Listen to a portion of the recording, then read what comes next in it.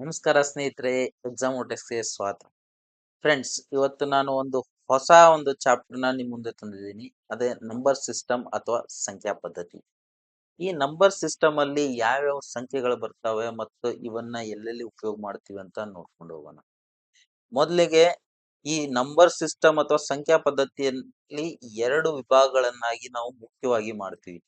ಆ ಎರಡು ವಿಭಾಗಗಳಂದ್ರೆ ಒಂದು ರಿಯಲ್ ನಂಬರ್ಸ್ ಅಥವಾ ವಾಸ್ತವ ಸಂಖ್ಯೆಗಳು, ಮತ್ತೊಂದು ಇಮ್ಯಾಜಿನ್ ನಂಬರ್ಸ್ ಅಥವಾ ಕಾಲ್ಪನಿಕ ಸಂಖ್ಯೆಗಳು.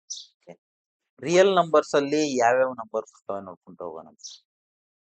ಇಲ್ಲಿ ನೋಡಿ ಫ್ರೆಂಡ್ಸ್, ನಾನು ಒಂದು ರಿಯಲ್ ನಂಬರ್ ಒಳಗಡೆ ಏನಾದ್ರೂ ಹಾಕಿದ್ರೆ ಅಂದ್ರೆ ಇವೆಲ್ಲ ರಿಯಲ್ ನಂಬರ್ಸ್ ಅಲ್ಲಿ ಇನ್ಕ್ಲೂಡ್ ಆಗಿದಾವೆ ಅಂತ ಅರ್ಥ. ಇಲ್ಲೊಂದು ನಾನು ಬಾಕ್ಸ್ ಹಾಕಿದೀನಿ, ಹೊರಗಡೆ ಒಂದು ಬಾಕ್ಸ್ ಹಾಕಿದೀನಲ್ಲ, ಈ ಬಾಕ್ಸ್ ದ ಅರ್ಥ ಏನಪ್ಪಾ ಅಂದ್ರೆ ಇದು ರಿಯಲ್ ನಂಬರ್ ಬಾಕ್ಸ್. ಈ ರಿಯಲ್ ನಂಬರ್ ಅಲ್ಲಿ ಏನೇನ್ ಇನ್ಕ್ಲೂಡ್ ಆಗ್ತವೆ? ರ್ಯಾಷನಲ್ ನಂಬರ್ ಆಗಿರ್ಬೋದು. ಮುಖ್ಯವಾಗಿ ಹೇಳ್ತಾ ಇದ್ದೀನಿ, ದೊಡ್ಡ ಪ್ರಮಾಣದಲ್ಲಿ ನಾನು ಮೇಲ್ಮುಖವಾಗಿ ನೋಡಿದಾಗ ರ್ಯಾಷನಲ್ ನಂಬರ್ಸ್ ಮತ್ತು ಇರ್ರ್ಯಾಷನಲ್ ನಂಬರ್ಸ್ ರಿಯಲ್ ನಂಬರ್ಸ್ ಅಲ್ಲಿ ಬರ್ತವೆ. ಹಾಗೆ ನನಗೆ ಕಾಂಪ್ಲೆಕ್ಸ್ ನಂಬರ್ ಅಥವಾ ಇಮ್ಯಾಜಿನ್ ನಂಬರ್ಸ್ ಒಂದು ಸಪರೇಟ್ ಹೊರಗಡೆ ನಾನು ಇಟ್ಟಿದ್ದೀನಿ, ರಿಯಲ್ ನಂಬರ್ ಇಂದ ಹೊರಗಡೆ ಇಟ್ಟಿದ್ದೀನಿ. ಹಾಗೆ ಎರಡು ವಿಭಾಗಗಳನ್ನಾಗಿ ಮಾಡಿದಾಗ ನನಗೆ ರಿಯಲ್ ನಂಬರ್ಸ್ ಮತ್ತು ಕಾಂಪ್ಲೆಕ್ಸ್ ನಂಬರ್. ರಿಯಲ್ ನಂಬರ್ಸ್ ಅಲ್ಲಿ ಯಾವ್ಯಾವ ಬರ್ತವೆ ಅಂತ ಒಂದೊಂದಾಗಿ ನೋಡ್ಕೊಂಡು ಹೋಗೋಣ. ಮೊದಲಿಗೆ ನಾನು ಒಳಗಡೆಯಿಂದ ನೋಡೋದಾದ್ರೆ, ಮೊದಲಿಗೆ ನ್ಯಾಚುರಲ್ ನಂಬರ್ಸ್ ಅಥವಾ ನೈಸರ್ಗಿಕ ಸಂಖ್ಯೆಗಳು ಅಂತ ನಾನು ಕರಿತೇನೆ. ನೈಸರ್ಗಿಕ ಸಂಖ್ಯೆಗಳಲ್ಲಿ ಯಾವ್ಯಾವ ಬರ್ತಾವೆ? ಎಲ್ಲಾ ಧನಾತ್ಮಕ ಸಂಖ್ಯೆಗಳ ನೈಸರ್ಗಿಕ ಸಂಖ್ಯೆಗಳಲ್ಲಿ ಬರ್ತವೆ. ಅದು 1, 2, 3 ಆಗಿರ್ಬೋದು, ಹೀಗೆ ಇನ್ಫಿನಿಟಿ ಮಾಡಿ. ಓಕೆ. ಹಾಗೆ ಮೇಲಿನ ಪದರದಲ್ಲಿ ಬಂದ್ರೆ ಹೋಲ್ ನಂಬರ್ಸ್ ಅಥವಾ ಪೂರ್ಣ ಸಂಖ್ಯೆಗಳಲ್ಲಿ ಯಾವ್ಯಾವ ಬರ್ತಾವೆ ಅಂದ್ರೆ ಎಲ್ಲಾ ನೈಸರ್ಗಿಕ ಸಂಖ್ಯೆಗಳು ಪ್ಲಸ್ 0. ಸೊನ್ನೆ ಮತ್ತು ಎಲ್ಲಾ ನೈಸರ್ಗಿಕ ಸಂಖ್ಯೆಗಳು ಬಂದ್ರೆ ಅದಕ್ಕೆ ನಾವು ಪೂರ್ಣ ಸಂಖ್ಯೆಗಳು ಅಂತ ಕರಿತೇವೆ. ಹಾಗೆ ಮೇಲಿನ ಪದರದಲ್ಲಿ ಬಂದ್ರೆ ನಮ್ಗೆ ಇಂಟೀಜರ್ಸ್ ಅಥವಾ ಪೂರ್ಣಾಂಕಗಳು ಸಿಗ್ತವೆ. ಪೂರ್ಣಾಂಕಗಳಲ್ಲಿ ಯಾವ್ಯಾವ ನಂಬರ್ಸ್ ಬರ್ತವೆ ನಿಮ್ಗೆ ಈಗ ಒಂದು ಅಂದಾಜು ಸಿಕ್ಕಿರ್ಬೋದು. ನೈಸರ್ಗಿಕ ಸಂಖ್ಯೆಗಳು ಪ್ಲಸ್ ಪೂರ್ಣ ಸಂಖ್ಯೆಗಳು ಪ್ಲಸ್ ಏನಾದ್ರೂ ಒಂದು ಇರ್ಬೇಕಲ್ಲ. ಅದೇನಂತಪ್ಪ ಅಂದ್ರೆ -∞ to -5, -4, -3, -2, -1 ಅಂದ್ರೆ ಋಣಾತ್ಮಕ ನೈಸರ್ಗಿಕ ಸಂಖ್ಯೆಗಳು ಈ ಪೂರ್ಣಾಂಕ ಸಂಖ್ಯೆಗಳಲ್ಲೂ ಒಳಗೊಂಡಿರುತ್ತವೆ. ಪೂರ್ಣಾಂಕ ಸಂಖ್ಯೆಗಳಲ್ಲಿ ಋಣಾತ್ಮಕ ನೈಸರ್ಗಿಕ ಸಂಖ್ಯೆಗಳು ಪ್ಲಸ್ ಪೂರ್ಣ ಸಂಖ್ಯೆ ಪ್ಲಸ್ ನೈಸರ್ಗಿಕ ಸಂಖ್ಯೆಗಳು ಇವೆಲ್ಲ ಸೇರಿದ್ರೆ ಪೂರ್ಣಾಂಕಗಳು ಅಂತ ನಾವು ಕರಿತೇವೆ. ಓಕೆ. ಈ ಪೂರ್ಣಾಂಕಗಳನ್ನು ಒಳಗೊಂಡಂತ ಒಂದು ಸಂಖ್ಯೆಗಳಿದಾವೆ, ಅವಕ್ಕೆ ನಾವು ರ್ಯಾಷನಲ್ ನಂಬರ್ಸ್ ಅಂತೀವಿ. ರ್ಯಾಷನಲ್ ನಂಬರ್ಸ್ ಸಿಂಪ್ಲಿ ನಾವು ಏನ್ ಹೇಳ್ಬೋದು ಅಂದ್ರೆ ಪೂರ್ಣಾಂಕ ಸಂಖ್ಯೆಗಳು. ಯಾವ್ಯಾವ ಪೂರ್ಣಾಂಕಗಳಿದಾವಲ್ಲ, ಪೂರ್ಣಾಂಕಗಳು ಪ್ಲಸ್ ಯಾವ p/q ಫಾರ್ಮೆಟ್ ಅಲ್ಲಿ ಬರೀಬಹುದು ನಾವು. 8/2 ಆಗಿರ್ಬೋದು, 3/2 ಆಗಿರ್ಬೋದು, ಅದು ಪಾಸಿಟಿವ್ ವ್ಯಾಲ್ಯೂ ಆಗಿರ್ಬೋದು ಅಥವಾ ನೆಗೆಟಿವ್ ವ್ಯಾಲ್ಯೂ ಆಗಿರ್ಬೋದು. ಇವೆಲ್ಲವೂ ನಮ್ಗೆ ರ್ಯಾಷನಲ್ ನಂಬರ್ ಅಲ್ಲಿ ಬರ್ತದೆ. ನೀವು ಒಂದು ಡೆಸಿಮಲ್ ನಂಬರ್ನು ನೀವು ಪೂರ್ಣಾಂಕ ರ್ಯಾಷನಲ್ ನಂಬರ್ ನಲ್ಲಿ ನೀವು ಆಡ್ ಮಾಡಬಹುದು. ಓಕೆ. 0.1 ಆಗಿರ್ಬೋದು, 0.33 ಆಗಿರ್ಬೋದು. ಇವೆಲ್ಲ ನಮಗೆ ರ್ಯಾಷನಲ್ ನಂಬರ್ ಅಥವಾ ಭಾಗಲಬ್ಧ ಸಂಖ್ಯೆಗಳಲ್ಲಿ ಬರ್ತವೆ. ಓಕೆ. ಈ ಭಾಗಲಬ್ಧ ಸಂಖ್ಯೆಗಳನ್ನು ಬಿಟ್ರೆ ಇನ್ಯಾವು ನಮ್ಮ ರಿಯಲ್ ನಂಬರ್ಸ್ ಅಲ್ಲಿ ಬರ್ತಾವೆ ಅಂದ್ರೆ irrational numbers. Okay. Irrational numbers ಅಥವಾ ಅಭಾಗಲಬ್ಧ ಸಂಖ್ಯೆಗಳು. ಅಭಾಗಲಬ್ಧ ಸಂಖ್ಯೆಗಳಲ್ಲಿ ಯಾವ್ಯಾವ ಬರ್ತವೆ? ಯಾವ ಸ್ಕ್ವೇರ್ ರೂಟ್ ಅಲ್ಲಿ ಬರ್ತಾವಲ್ಲ, ಸ್ಕ್ವೇರ್ ರೂಟ್ ಮತ್ತು ಪಾಸಿಟಿವ್ ವ್ಯಾಲ್ಯೂ ಬರ್ತಾವು, ಅವೆಲ್ಲವೂ ನಮ್ಗೆ ಇರ್ರ್ಯಾಷನಲ್ ನಂಬರ್ಸ್ ಅಂತ ನಾವು ಕರಿತೀವಿ. ಇದಾಗಿರ್ಬೋದು, ಪ್ಲಸ್ 5 ಆಗಿರ್ಬೋದು, ಸ್ಕ್ವೇರ್ ರೂಟ್ ಆಫ್ 8 ಆಗಿರ್ಬೋದು, ಇವೆಲ್ಲನೂ ನಾವು ಇರ್ರ್ಯಾಷನಲ್ ನಂಬರ್ಸ್ ಅಂತ ನಾನು ವಿಂಗಡಣೆ ಮಾಡ್ತೇನೆ.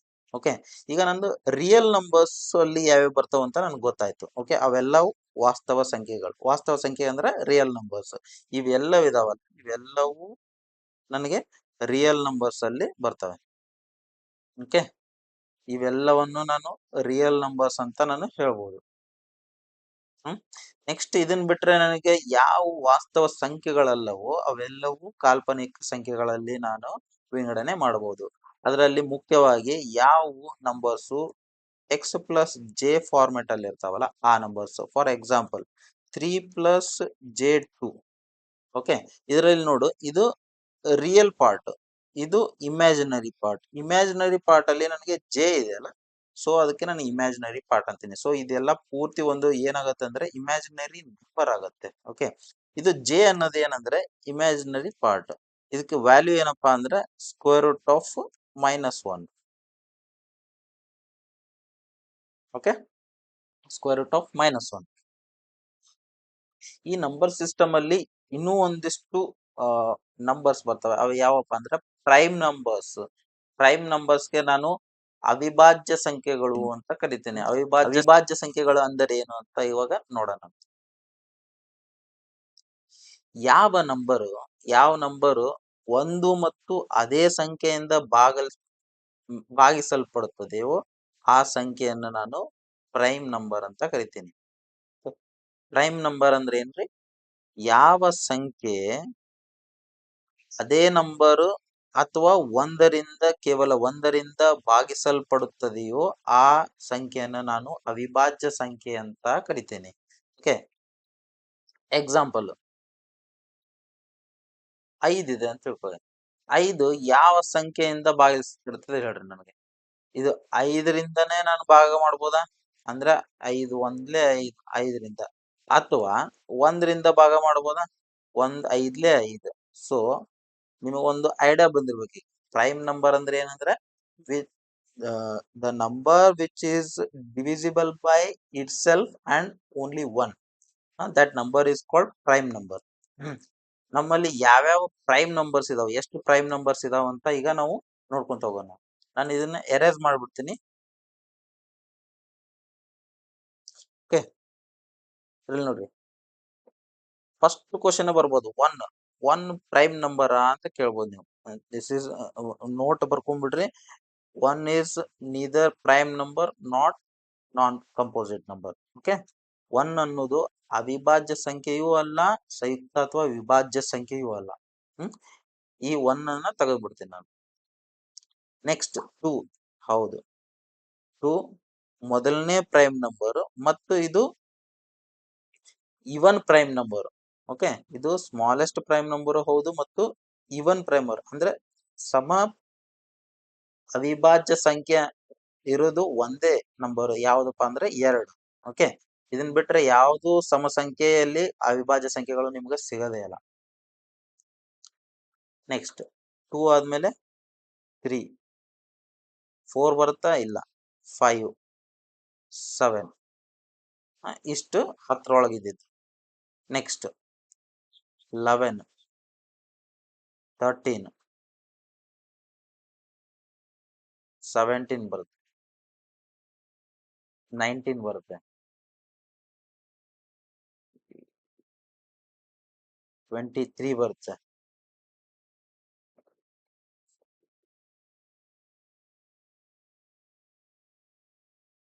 29 ಬರುತ್ತೆ, 31 ಬರುತ್ತೆ, 37 ಬರುತ್ತೆ, 61 ಬರುತ್ತೆ, 43 ಬರುತ್ತೆ, 47 ಬರುತ್ತೆ, 53, 59 ಬರುತ್ತೆ, 61, 67 ಬರುತ್ತೆ, 73 ಬರುತ್ತೆ, 71 ಬರುತ್ತೆ, 79 ಬರುತ್ತೆ, 83, 89, ನೆಕ್ಸ್ಟ್ 97. ಓಕೆ, 1ರಿಂದ 100ರೊಳಗೆ ಅವಿಭಾಜ್ಯ ಸಂಖ್ಯೆಗಳು ಇಷ್ಟು ಬರ್ತವೆ. ಓಕೆ, ಕ್ವಶನ್ಸ್ ಯಾವ ತರ ಬರ್ತವ ಅಂದ್ರೆ 1ರಿಂದ 25 ಸಂಖ್ಯೆಗಳಲ್ಲಿ ಅವಿಭಾಜ್ಯ ಸಂಖ್ಯೆಗಳು ಎಷ್ಟು ಅಂತ ಕೇಳ್ತಾರೆ ಕ್ವಶನ್. ಇದ್ರಲ್ಲಿ ನೋಡ್ರಿ, ಇಲ್ಲೇ 4, ಇಲ್ಲೇ 4, 25ರೊಳಗೆ ಕೇಳಿದಾರ. ಸೊ 4, 4, 8, 9 ನಂಬರ್ಸ್ ಬರ್ತಾವ ಟೋಟಲ್. ನೆಕ್ಸ್ಟ್ 25ರಿಂದ 50ರ ಮಟ 25ರಿಂದ 50ರ ಮಟ ಎಷ್ಟು ಬರ್ತಾವ ಅಂತ ಕೇಳ್ತಾರ. ಇಲ್ಲಿಂದ 1, 2, 3, 4, 5, 6 ಬರ್ತಾವ. ನೆಕ್ಸ್ಟ್ 1ರಿಂದ 100 ತನಕ ಎಷ್ಟು ಅವಿಭಾಜ್ಯ ಸಂಖ್ಯೆಗಳು ಬರ್ತವೆ ಅಂತ ಕೇಳ್ತಾರ. ಇಲ್ಲಿ ನೋಡ್ರಿ, 4, 8, 10, 12, 12, 3, 15, 15, 17, 17, 19, 19, 22, 22, 23, 24, 25 ಟೋಟಲ್ 25 ನಂಬರ್ಸ್ ಇದಾವಲ್ಲ, ಇವು ಅವಿಭಾಜ್ಯ ಸಂಖ್ಯೆಗಳು. 1ರಿಂದ 100 ಒಳಗೆ ಬರುವಂತ ಅವಿಭಾಜ್ಯ ಸಂಖ್ಯೆಗಳು 25. ಇದಷ್ಟ ನೆನ್ಪಿಡ್ರಿ. ನೆಕ್ಸ್ಟ್ ಕ್ವಶನ್ ಹೇಳಿದ್ನಲ್ಲ ಅವಾಗ್ಲೇ, ಏನಂದ್ರೆ 2 is the smallest and only even prime number. ಈ ತರ ಕ್ವಶನ್ ಕೇಳ್ತಾರ. Next which is the first odd prime number ಅಂತ ಕೇಳ್ತಾರ, 3. ಓಕೆ, ನೆಕ್ಸ್ಟ್ ಯಾವ ತರ ಕೇಳ್ಬೋದು ಅಂದ್ರೆ, which is the largest prime number, 2 digit prime number. Which is the largest 2 digit prime number ಅಂತ ಕೇಳಿದಾಗ 97, 97 ಆಗುತ್ತೆ. ಈ ತರ ಕ್ವಶನ್ಸ್ ಬರ್ತವೆ. ನಾನು ಮುಂದೆ ಪ್ರಾಕ್ಟೀಸ್ ಸೆಟ್ ಅಲ್ಲಿ ನಿಮ್ಗೆ ನಾನು ಇದನ್ನ ಮಾಡಿಸ್ಕೊಂಡು ಹೋಗ್ತೇನೆ.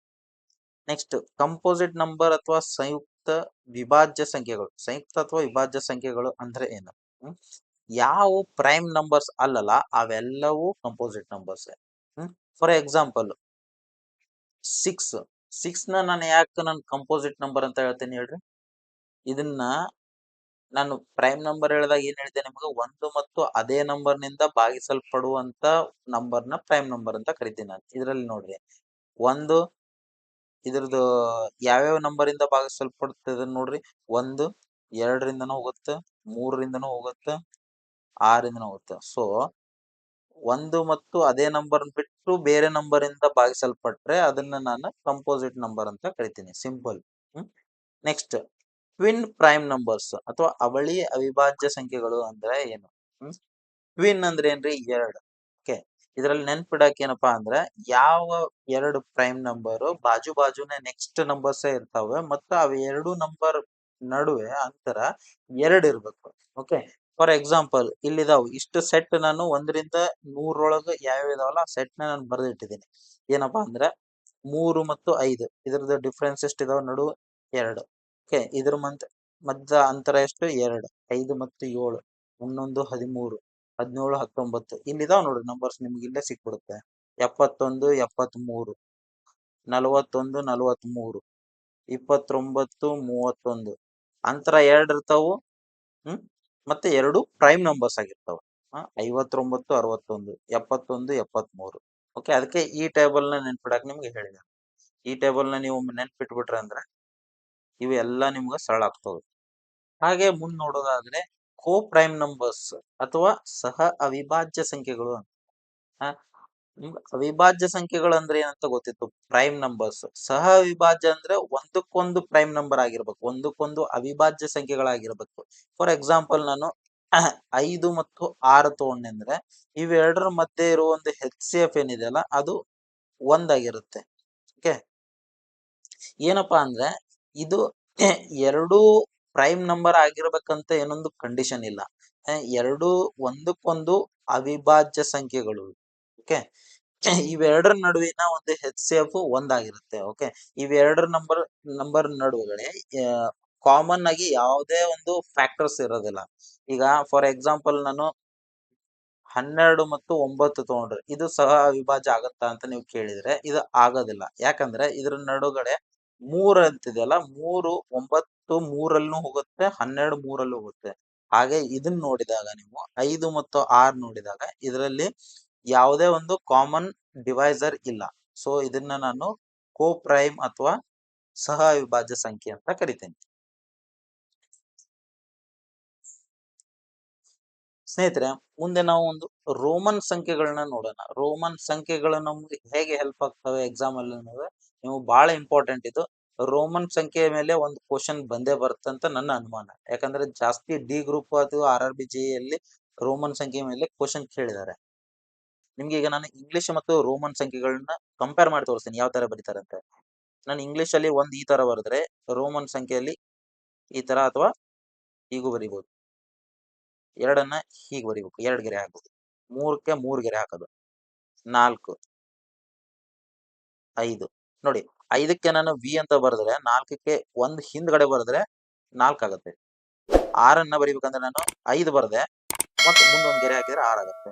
7ಕ್ಕೆ 2 ಗೆರೆ ಹಾಕ್ಬೇಕು. 8ಕ್ಕೆ 3 ಗೆರೆ ಹಾಕ್ಬೇಕು. 9ಕ್ಕೆ 4 ಗೆರೆ ಹಾಕಕ್ ಹೋಗ್ಬೇಡ್ರಿ. ಏನ್ ಗೊತ್ತಾ, 10ಕ್ಕೆ ನಾನು ಎಕ್ಸ್ ಅಂತ ಬರೆದ್ರೆ 9ಕ್ಕೆ ಎಕ್ಸ್ ಬರ್ದು ಹಿಂದೊಂದ್ ಗೆರೆ ಹಾಕ್ಬೇಕು. 11 ಬರಿಬೇಕಪ್ಪ ಅಂದ್ರೆ ನಾನು ಎಕ್ಸ್ ಒಂದ್ ಹಾಕಿದ್ರೆ 11 ಆಗುತ್ತೆ. ಈ ತರ ಇನ್ ಡೀಟೇಲ್ ಆಗಿ ಬೇಡ, ನನಗೆ 10ರ ಮಟ ಹೇಳ್ಕೊಡ್ತೀನಿ ನಿಮ್ಗೆ. ನೆಕ್ಸ್ಟ್ 50ಕ್ಕೆ ಹೆಂಗ್ ಬರಿತೀವಿ ನಾವು? 50ಕ್ಕೆ ನಾನು ಎಲ್ ಅಂತ ಡಿನೋಟ್ ಮಾಡ್ತೀನಿ 50ಕ್ಕೆ. ಈಗ ನಾನು 49 ಬರಿಬೇಕು. 49 ಬರಿಬೇಕಂದ್ರೆ ಹೆಂಗೆ? ಒಂದ್ ಹಿಂದ್ ಬರ್ದು ಎಲ್ ಬರೆದ್ರೆ 49 ಆಗುತ್ತೆ. ಹಾಗೆ 100ನ ಹೇಗೆ ಡಿನೋಟ್ ಮಾಡಿದ್ದೀನಿ ನಾನು? 100ನ ಸಿ ಅಂತ ಡಿನೋಟ್ ಮಾಡಿದೆ. ಈಗ 102 ಬರಿಬೇಕು. 102 ಬರಿಬೇಕಂದ್ರೆ ಸಿ ಬರ್ದು 2 ನಂಬರ್. ಅದೇ 105 ಬರಿಬೇಕು ನಾನು. 105 ಸಿ ಬರ್ದು ವಿ. 5 ಇಲ್ಲೈತಾ? ಸಿ. 100 ಪ್ಲಸ್ 5 105. ಓಕೆ. ಹೀಗೆ 500ನ್ನ ನಾನು ಹೇಗೆ ಡಿನೋಟ್ ಮಾಡ್ತೇನೆ ಅಂದ್ರೆ ಡಿ ಅಂತ ಮಾಡ್ತೇನೆ. 100 ಅಂದ್ರೆ ಸಿ, 100 ಅಂದ್ರೆ ಸಿ, 500 ಅಂದ್ರೆ ಡಿ. ಓಕೆ. 50 ಅಂದ್ರೆ ಎಲ್. ನೆಕ್ಸ್ಟ್ ನಾನು 1000ನ ಬರಿಬೇಕಂದ್ರೆ ಎಂ ಅಂತ ಬರಿತೀನಿ. ಎಂ ಅಂತ ಡಿನೋಟ್ ಮಾಡ್ತೀನಿ. ಈಗ ನೀವು ಇಷ್ಟ ಹೇಳಿದ್ರೆ ಅರ್ಥ ಆಗಲ್ಲ. ನಿಮ್ಗೆ ಒಂದೆರಡು ಎಕ್ಸಾಂಪಲ್ ಮೂಲಕ ನಾನು ತಿಳಿಸ್ಕೊಡ್ತೀನಿ. ಅವಾಗ ನಿಮ್ಗೆ 100% ನಿಮ್ಗೆ ಅರ್ಥ ಆಗುತ್ತೆ. ಎಕ್ಸಾಂಪಲ್ ತಗೊಳ್ಳೋದಾದ್ರೆ 739. 739 ನಾನು ಮೊದಲು ಭಾಗ ಮಾಡ್ಕೋತೀನಿ. ಹೆಂಗಪ್ಪ ಅಂದ್ರೆ ಇದು 700, ಇದು 30, ಇದು ಬಿಡಿ ಭಾಗದಲ್ಲಿ ಇದೆ 9. ಹೌದಾ? ಈ 700ನ ನಾನು ರೋಮನ್ ಸಂಖ್ಯೆಯಲ್ಲಿ ಹೇಗೆ ಬರಿಬಹುದು? 500 ಪ್ಲಸ್ 200 700. ನೋಡ್ರಿ, 500 ಬರಿಬೇಕಂದ್ರೆ ನಾನು ಏನ್ ಬರಿತೀನಿ? ಡಿ ಅಂತ ಬರಿತೀನಿ. 100ಕ್ಕೆ ಸಿ. ಸೊ ಡಿ ಮತ್ತೆ ಸಿ ಹಾಕಿದ್ರೆ ಎಷ್ಟಾಯ್ತು? 600 ಆಯ್ತು. ನನಗೆ 700 ಬೇಕು. ಇನ್ನೊಂದು ಸಿ ಹಾಕ್ಬೇಕು. ಓಕೆ. ನೆಕ್ಸ್ಟ್ ಇದಾದ್ಮೇಲೆ 30 ಬರಿಬೇಕು ನಾನು. ನನ್ಗೆ ಗೊತ್ತಿರೋದೇನು? 10 ಗೊತ್ತಾಯ್ತಾ ನನಗೆ? 10ಕ್ಕೆ ಒಂದು ಎಕ್ಸ್, 30ಕ್ಕೆ 3x. ನೆಕ್ಸ್ಟ್ 9 ಬರಿಬೇಕ ನಾನು? 10 ಗೊತ್ತೈತೆ ನನಗೆ, ಏನು? ಎಕ್ಸ್. 9 1x. ಸೊ ಈ ತರ ಆ ಎಕ್ಸ್ ಹಾಕಿದ್ರೆ ಇದೇನಾಗತ್ತೆ ವ್ಯಾಲ್ಯೂ? ಇದು 739 ಆಗುತ್ತೆ. ಓಕೆ. ಹೀಗೆ ನಂದು ಇನ್ನೊಂದು ನಂಬರ್ ತಗೋತೀನಿ. ಯಾವ್ದಾದ್ರು 375. ಇದನ್ನ ಬರಿಬೇಕಂದ್ರೆ ನಾನು 300 ಪ್ಲಸ್ 70 ಪ್ಲಸ್ 5. 300 ಬರಿಬೇಕಂದ್ರೆ 3c ಹಾಕ್ತೀನಿ. 70 ಬರಿಬೇಕಂದ್ರೆ 50 ಗೊತ್ತೈತೆ ನಂಗೆ. 50ಕ್ಕೆ ಏನು? ಎಲ್ಲ ಪ್ಲಸ್ 10ಕ್ಕೆ ಎಕ್ಸ್. So l 50 60 70. 5 ವಿ ಅಂತ ಹಾಕ್ಲ. ಸೊ ಇದೇನಾಗುತ್ತೆ? 375 ಆಗುತ್ತೆ. ಸಿಂಪಲ್ ಅಲ್ಲ? ಅರ್ಥ ಆಯ್ತಲ್ಲ ಇದು? ಇಷ್ಟೇ ರೋಮನ್ ಸಂಖ್ಯೆಗಳು. ಕ್ವಶನ್ ಏನ್ ಕೇಳ್ತಾನಂದ್ರೆ 375ನ್ನ ರೋಮನ್ ಸಂಖ್ಯೆಯಲ್ಲಿ ಯಾವ ತರ ನೀವು ಬರೀತೀರಿ ಅಂತ ಕ್ವಶನ್ ಕೇಳ್ತಾರೆ. ನೆಕ್ಸ್ಟ್ ನೋಡೋಣ. ಒಂದು ಟ್ರಯಾಂಗುಲರ್ ನಂಬರ್ಸ್ ಅಥವಾ ತ್ರಿಭುಜಾಕೃತಿ ಸಂಖ್ಯೆಗಳು ಅಂತ ಬರ್ತವೆ. ಇದನ್ನ ನಾನು ಸಿಂಪಲ್ ಆಗಿ ಹೇಳ್ಕೊಡ್ತೀನಿ. ನಿಮ್ಗೆ ಬಹಳ ಯೋಚನೆ ಮಾಡೋದು ಬೇಕಾಗಿಲ್ಲ. ಸಿಂಪಲ್ ಆಗಿ ಒಂದು ಫಾರ್ಮುಲಾ ಇದೆ. nth ಟ್ರಯಾಂಗುಲರ್ ನಂಬರ್ ಏನ್ ಫಾರ್ಮುಲಾ ಅಂದ್ರೆ n into n plus 1 divided by 2. ಇದನ್ನ ಹಿಂಗೆ ನೆನ್ಪಿಟ್ಕೋರಿ. ಏನಂತ ನಿಮ್ಗೆ ಹೇಳ್ಕೊಂತ ಹೋಗ್ತೀನಿ ಕಾನ್ಸೆಪ್ಟ್. ಫಸ್ಟ್ ನೋಡ್ರಿ, ಇದು ಒಂದು ತ್ರಿಭುಜಾಕೃತಿಯ ಸಣ್ಣದೊಂದು ಆಕೃತಿ ಇದೆ. ಓಕೆ. ಫಸ್ಟ್ ಒಂದಿದ್ದಾಗ ಮೊದಲ ನಂಬರ್ ಏನಾಗತ್ತ? First triangular number. First triangular number n ಏನು? ಫಸ್ಟ್ ಒಳಗ 1 ಅಲ್ಲ. 1 ಪ್ಲಸ್ 1 ಡಿವೈಡ್ ಬೈ 2.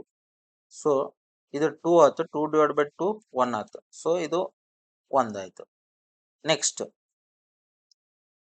ಇದು ಒಂದು ಟ್ರಯಾಂಗುಲರ್. ಸೆಕೆಂಡ್ ಏನಾಗುತ್ತೆ? 2 ಪ್ಲಸ್ 1 ಡಿವೈಡ್ ಬೈ 2. ಇದು ಕ್ಯಾನ್ಸಲ್ ಆಯ್ತಾ? ಸೊ 3 ಬಂದ್ವಾ? 1 2 3. ನೆಕ್ಸ್ಟ್ 1 2 3.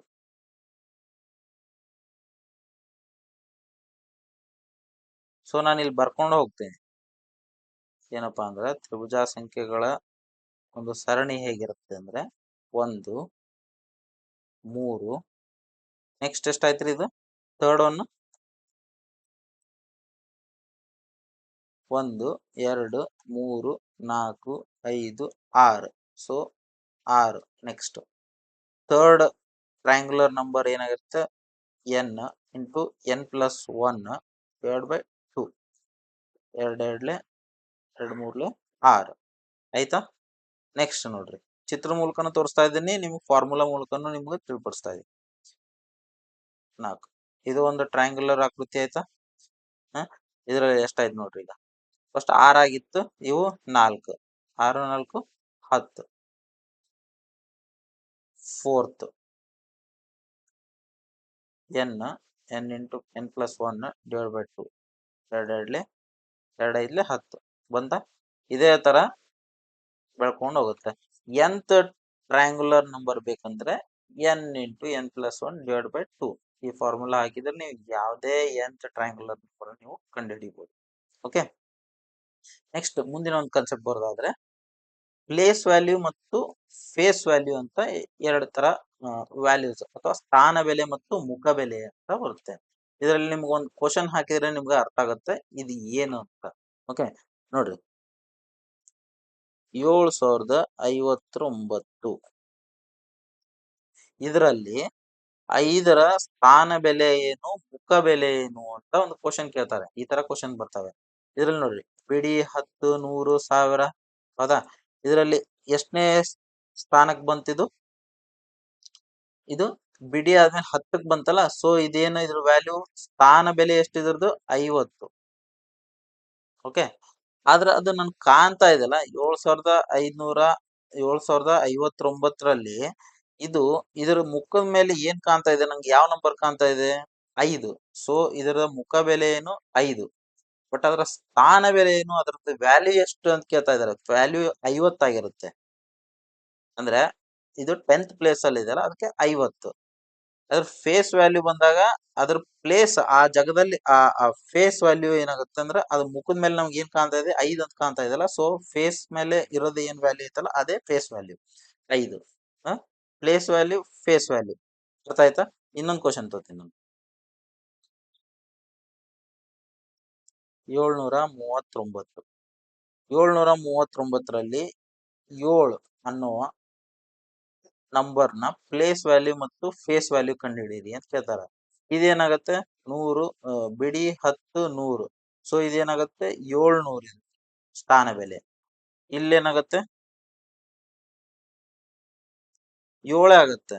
ಯಾಕಂದ್ರೆ ಅದರದ್ದು ಫೇಸ್ ನಂಗೆ ಏನ್ ಮುಖ ಕಾಣತೈತಲ್ಲ ಅದರದ್ದು ಸಂಖ್ಯೆಯ ಬೆಲೆ ಎಷ್ಟು ಅಂತ ಕೇಳ್ತಾ ಇದಾರೆ 7.